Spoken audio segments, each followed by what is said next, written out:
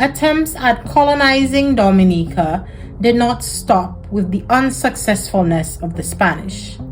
During the 1600s, French and English settlers took control of neighboring islands, leading to violent reactions from the Kalinagos of Dominica.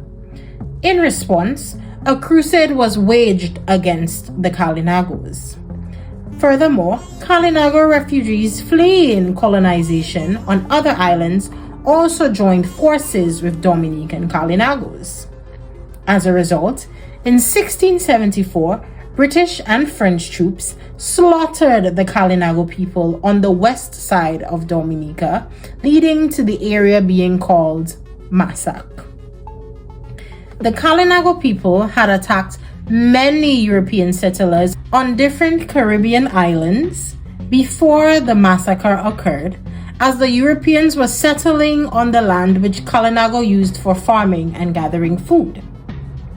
The Kalinagos' fate was grim, as the Europeans would always counter-attack.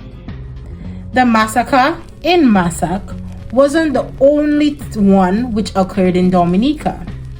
The Europeans saw the Kalinagos as warlike cannibals and wanted to drive them away from the island. However, Lord Francis Willoughby wanted a less violent approach to what he called the Carib issue and maintained contact with the Kalinago chief Indian Warner. However, after the Kalinagos attacked Antigua, Sir William Stapleton saw this as a good enough reason to slaughter all Kalinagos. Anyway, after all, you're wrong, only strong. Anyways, in the end, however, the campaign against the Kalinago was still unable to completely defeat or eradicate them because of their familiarity with Dominica's terrain. Moreover, the Kalinago people would not go down without a fight, as they should. We will rock you.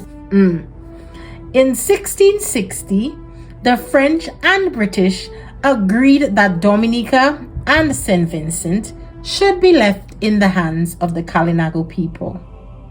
The hope was that the Kalinagos from other islands would also settle in Dominica or St. Vincent. Despite this agreement, French settlers continued to move to Dominica and coexist with the Kalinago people. The neutrality between the French and the British was sanctioned by the Treaty of Aix-la-Chapelle. I hope my pronunciation wasn't. Anyways, however, neither party upheld this commitment. It is impossible to really pinpoint the precise number of exchanges that occurred between the French and the British for Dominica during the 17th century. However, I tried to break it down as best as I possibly could. So, after being taken over by the British in 1759, Dominica was acknowledged as an English territory by the Peace of Paris from 1763. Initially governed as part of the Leeward Islands under British rule, it then became its own colony in 1771. Then in 1778, it was taken over by the French and then given back to the British in 1784. The French then made its last-ditch efforts to capture the island in 1795 and 1805, and then after that, Dominica returned into British rule. Let's look at life under French and British rule, looking at the period from 1778 to 1784, beginning with French rule. During the period of French occupation, the island or life on the island was pretty difficult for everyone involved due to various devastating storms, low agricultural prices, and numerous raids by Maroons. The British minority was also very critical of the French government's equal treatment or supposed equal treatment of free-colored Dominicans.